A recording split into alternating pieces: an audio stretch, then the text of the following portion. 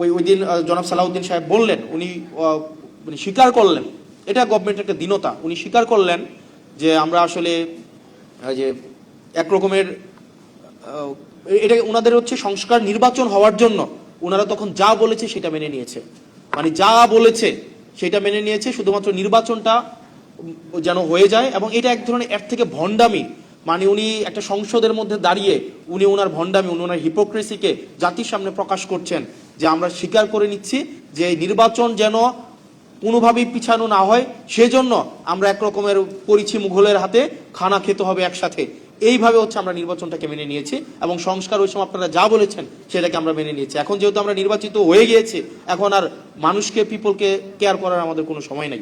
বিশেষ করে আমলাদের মধ্যে অনেকেই, সব আমলা না, আমলাদের মধ্যে অনেকেই যে এলএনজির সাথে রিলেটেড, সে গভর্নমেন্টকে পুশ করার চেষ্টা করে এলএনজি কিভাবে আমাদের দেশে হচ্ছে এনার্জি সংকট নিরসনে সহায়তা করবে। কারণ এলএনজি কোম্পানিগুলো তারা ইম্পোর্ট করে, মানে হচ্ছে ইনভেস্ট করে, এবং দেখা যায় রিটায়ারমেন্টের পরে দেখা যায় ওই আমলা ওই এলএনজি কোম্পানির কোনো একটা অ্যাডভাইজরি হচ্ছে চাকরি বাকরি করে বা কোনো একটা পোস্টে যায়। আবার যে হচ্ছে এইচএফও নিয়ে কাজ করে, সে দেখা যায় গভর্নমেন্টকে পুশ করে, পলিসিতে পুশ করে যে আমাদের হেভি ফুয়েল অয়েলগুলো যদি আমরা ইম্পোর্ট করি বেশি বেশি, সেটা কিভাবে আমাদের এনার্জি ক্রাইসিসকে সলভ করবে। আমাদের দেখা যায় যে ডিজেল নিয়ে কাজ করে, সে গভর্নমেন্টকে পুশ করে কেমনি ডিজেলকে হচ্ছে আপনার যদি গভর্নমেন্ট ডিজেল বিভিন্ন জায়গা থেকে কিনে, স্পট মার্কেট থেকে কিনে, এখানে দেখা যায় গভর্নমেন্টের মধ্যে অনেকগুলো হচ্ছে এজেন্ট আছে, মানে গভর্নমেন্টের অনেক আমলার হচ্ছে বিভিন্ন কোম্পানির এজেন্ট হিসেবে হচ্ছে এখানে পারপাস সার্ভ করে। এবং এটা খুবই আমাদের জন্য দুঃখজনক। আমাদের আমলাদের মধ্যে অনেকেই, সব আমলা না, অনেক আমলা হচ্ছে দেশপ্রেমিক, অনেকরা হচ্ছে স্যাক্রিফাইসিং, কিন্তু অনেক আমলাও আছে তারা সরকারি চাকরির এই ট্যাগটাকে ব্যবহার করে বেসিক্যালি বিভিন্ন কোম্পানির পারপাস সার্ভ করে, এবং গভর্নমেন্টের পলিসিতে তারা তাদের ব্যক্তিগত এজেন্ডাকে পিনাট্রেট করার চেষ্টা করে। তো সেই জায়গা থেকে আমরা যদি এনার্জিতে ডিপেন্ডেন্ট হইতে চাই, আমাদের বিভিন্ন স্টেক হোল্ডারদেরকে নিয়ে আমাদের অবশ্যই আমাদেরকে রিনিউয়েবলসের মধ্যে যাইতে হবে। রিনিউয়েবলসের মধ্যে যদি আমরা যাইতে পারি, তাইলে হচ্ছে আমরা যদি এটাকে ডাইভার্সিফাই করতে পারি, আমাদের অ্যাটলিস্ট 7 গিগাওয়াট থেকে 9 গিগাওয়াটে আমরা যদি এটাকে আপলিফট করতে পারি, তাইলে আমাদের যেই মানে ইন জেনারেল যে ডিমান্ড আমাদের প্রত্যেক বছর থাকে, এটাকে আমাদের মিট করা অনেক বেশি সহজ হবে। আর যে প্রশ্নটা আমাকে করা হয়েছিল যে ওভারঅল গভর্নমেন্টের যেই হচ্ছে আপনার মুড, আমাদের গভর্নমেন্টের অনেক মুড সুইং হয়, মানে গভর্নমেন্ট আসলে কে এটা বোঝা যাইতেছে না।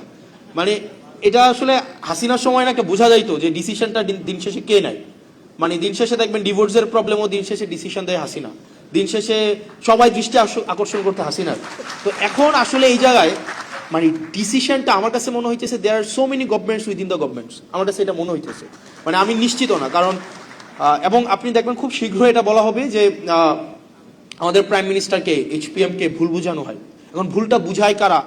দেখা যায় এখানে অনেক ধরনের ফ্রিঞ্জ এলিমেন্ট আমার কাছে মনে হয় গভর্নমেন্টের সাথে আছে, যারা আমাদের যে জন আকাঙ্ক্ষা তৈরি হয়েছিল, রাষ্ট্রের যে আকাঙ্ক্ষা তৈরি হয়েছিল, সেই জায়গা থেকে গভর্নমেন্টকে অনেক দূরে সরিয়ে নিচ্ছে।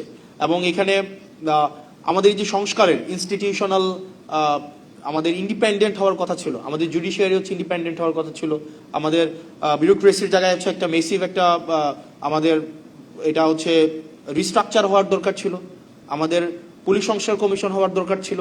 এই সব জায়গা থেকে গভর্নমেন্ট অনেক দূরে সরে গিয়েছে, কারণ গভর্নমেন্টের কাছে মনে হচ্ছে সে যদি সবকিছুকে নিয়ন্ত্রণ না করতে পারে, সবগুলোকে যদি মিসঅ্যাপ্রোপ্রিয়েট না করতে পারে, সে নাকি সরকার যথাযথভাবে চালাতে পারবে না।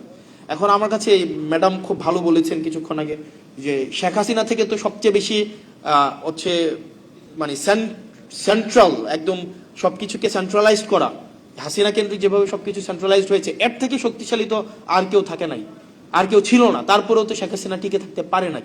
এখন গভর্নমেন্টের মাথার মধ্যে যদি এটা এখন হয় যে আমাকে সবকিছুই নিয়ন্ত্রণ আমার লাগবে, সবকিছুই আপনার হচ্ছে তারিখ দিয়ে এসে সমাধান করতে হবে।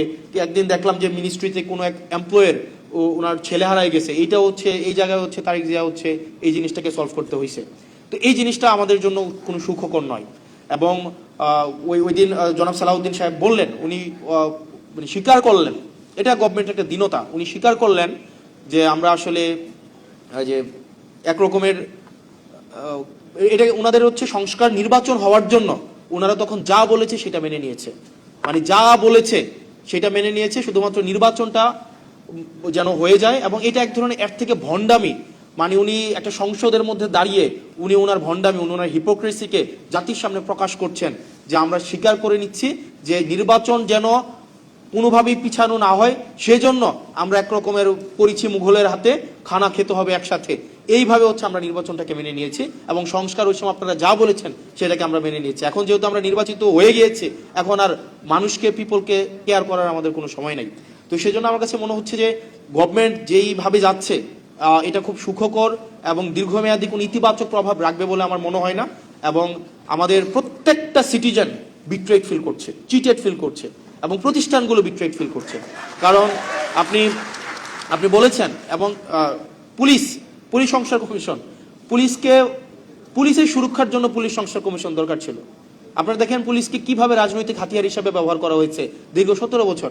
ভাই, পুলিশই তো মানুষ, সে মানুষ না, তার তো নিজস্ব হচ্ছে প্রোটেকশনের দরকার আছে। কিন্তু আপনি দেখেন আবার পুলিশের পোস্টিং, আবার হচ্ছে পুলিশের প্রমোশন, আবার পুলিশের পদায়ন, সবগুলাকে হচ্ছে আপনার মন্ত্রীর ইচ্ছার মধ্যে আপনি রেখে দিলেন। আবার আপনি দেখেন আপনার বিচার বিভাগের আপনার হচ্ছে সংস্কারটা হয় নাই। এখানে সেক্রেটারি, ওই দিন আইনমন্ত্রী সংসদে দাঁড়াইয়া উনি অনেকগুলা সত্য উনি চেপে গিয়েছেন এবং উনি অনেকগুলা অসত্যের অবতারণা করেছেন কাব্যিকভাবে এবং খুবই মানে এত মানে এইভাবে লাই বলতে পারে, এটা আমার কাছে খুব অবাক হয়েছে। উনি বলেছেন পোস্টিং, প্রমোশন, পদোন্নতির এটার কোনো এখতিয়ার নাকি আইনমন্ত্রীর নাই। খাতা কলমে অবশ্যই নাই, কিন্তু প্র্যাকটিসে আইনমন্ত্রী যেটা বলে সেটাই হয়। এখন আপনি একটা বিচারক, ফেয়ারলেস কোন একটা বিচার কার্য পরিচালনা করবে বাংলাদেশে এই পরিস্থিতি নাই। আপনি তার সেক্রেটারিয়েটটা আপনি তাকে দখল করে রাখলেন। আমাদের ব্যুরোক্রেসিকে আপনি হচ্ছেন স্ট্রাকচারাল রিফরমেশন আনলেন না। এবং এটা না আনার কারণে যেটা হয়েছে, পুরা জাতির প্রত্যেকটা ভোটার, ইভেন বিএনপিকে যারা ভোট দিয়েছে তারাও প্রতারিত হয়েছে, তারাও নিজেরা চিটেড ফিল করছে। কারণ দিন শেষে তো বিএনপি রাষ্ট্র কাঠামোর বাইরে না। বিএনপির হয়তো আপনি যদি পার্টি পলিটিক্স করে কত, মানে একটা নির্দিষ্ট যদি অংশ 5% বা 10% পার্টি পলিটিক্স করে, ভোটার মানেই তো কর্মী না। যারা ভোট দিয়েছিল যে বিএনপি এসে এইগুলোর সংস্কার করবে, তারাও এখন বিট্রেড ফিল করছে। সেজন্য আমাদের এখন আবার রিঅর্গানাইজ হইতে হবে। আমাদের এখানে যারা আছে আমাদের রিঅর্গানাইজ হইতে হবে। আমাদেরকে মনে রাখতে হবে শুধুমাত্র ফাইটটা সংসদের ভিতরে না, আমাদের সংসদের বাইরে, আমাদের প্রত্যেকটা জায়গা থেকে আমাদের এই যে সংস্কারের যে আকাঙ্ক্ষা, আমাদের রাষ্ট্র কাঠামোর প্রত্যেকটা ব্যক্তি, প্রত্যেকটা আমজনতা যে নাগরিক হয়ে উঠবে, সেই লড়াইটা আমাদের সেটা অব্যাহত রাখতে হবে। সেটা সংসদের ভিতরে এবং সংসদের বাইরে একইভাবে অব্যাহত রাখতে হবে। আবার যেন এমন কোন সিস্টেম বিদ্যমান না থাকে যে সিস্টেমের মধ্য দিয়ে আবার নতুন করে শেখ হাসিনা উৎপাদন না হয়। আমাদের আবার মাথায় রাখতে হবে সেটার মধ্য দিয়ে একজন ব্যক্তি ঢুকে আবার শেখ হাসিনা হয়ে বের হবে, এরকম কোনো যেন রাষ্ট্র ব্যবস্থা বাংলাদেশে বিদ্যমান না থাকে। সেজন্য আমাদের লড়াইটা অব্যাহত রাখতে হবে। 12:42 বাজে।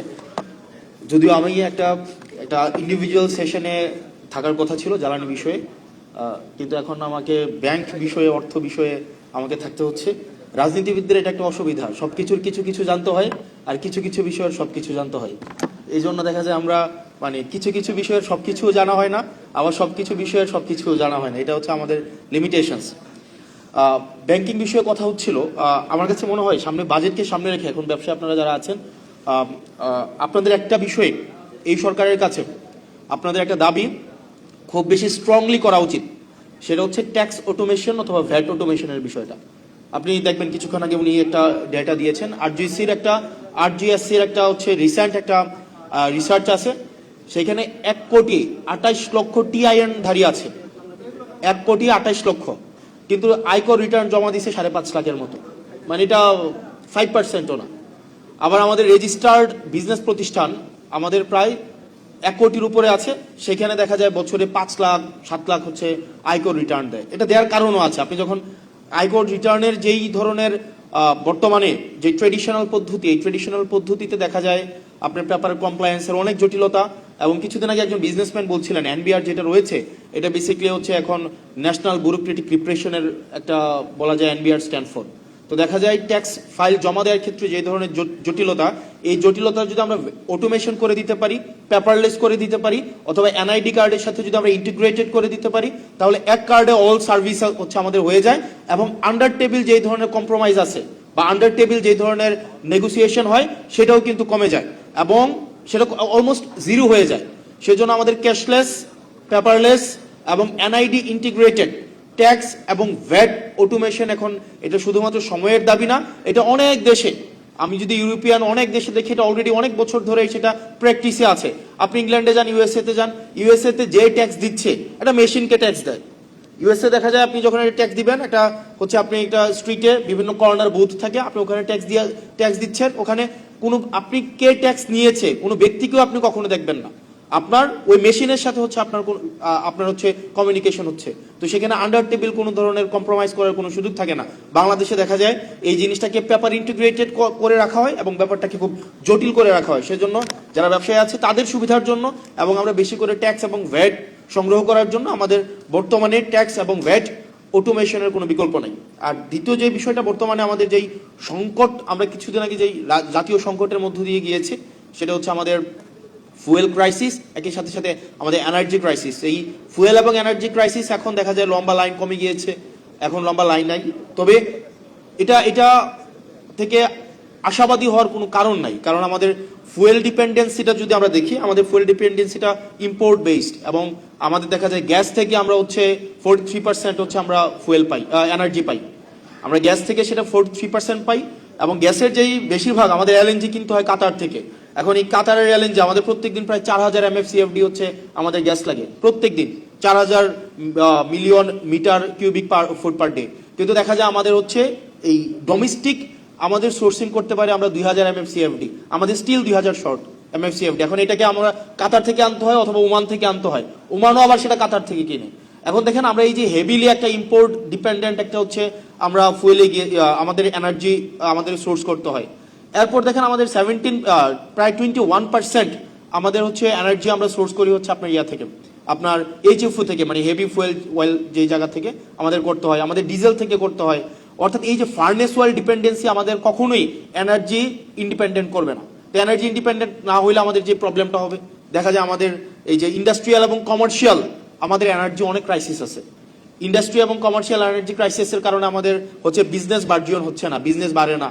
আমাদের এখানে দেখা যায় প্রচুর পরিমাণ আমাদের লোডশেডিং এর কারণে আমাদের বড় বড় প্রতিষ্ঠানগুলো প্রত্যেক বছর ক্রাইসিসের মধ্য দিয়ে যেতে হয়। তো সেজন্য আপনি যদি আমাদের আশেপাশের দেশগুলোতে দেখেন, ইন্ডিয়াতে দেখেন, তারা কিন্তু আপনার এনার্জি সোর্সকে ডাইভার্সিফাই করতে পারছে, এখন রিনিউয়েবলসে চলে গেছে। আমাদের পাকিস্তান দেখবেন, ওরা হচ্ছে আপনার রিনিউয়েবলসে এখন এই যে এখন একটা ইসরায়েল এবং হচ্ছে ইসরায়েলের যে সংকটটা তৈরি হয়েছে, ইসরায়েল ইউএসএ এবং মধ্যপ্রাচ্য ইরানের সাথে যে যুদ্ধটা হয়েছে, সেটার ইম্প্যাক্ট কিন্তু পাকিস্তানে পড়ে নাই, উরুগুয়েতে পড়ে নাই, কেনিয়াতে পড়ে নাই, কারণ হচ্ছে তারা এখন রিনিউয়েবলসে এখন ডিপেন্ডেন্ট।